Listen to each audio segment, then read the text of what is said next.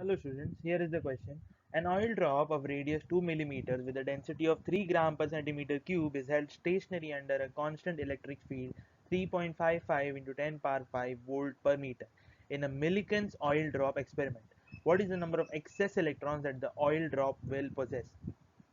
So over here we have an oil drop whose dimensions are given to us, and it is said that it is held constant in the field of magnitude 3.55 into 10 power 5 volt per meter in Millikan's oil drop experiment. So here what we need to find is the number of excess electrons that will draw or that the oil drop will possess. So we need to find out the charge of the oil drop, and for that this is the FBD, that is the free body diagram of the oil drop. Here we have a electric force.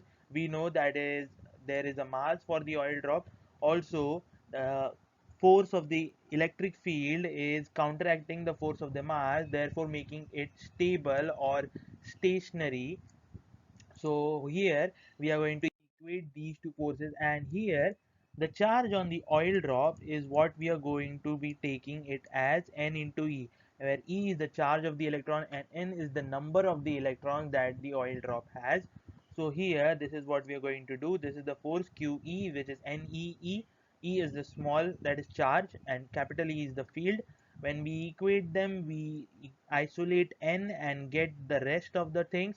We know mass is rho into the volume, therefore density into the volume of the oil drop, which is 4 pi 3 into pi r cube, into G, that is the that is the gravitational constant, upon E, that is charge into field.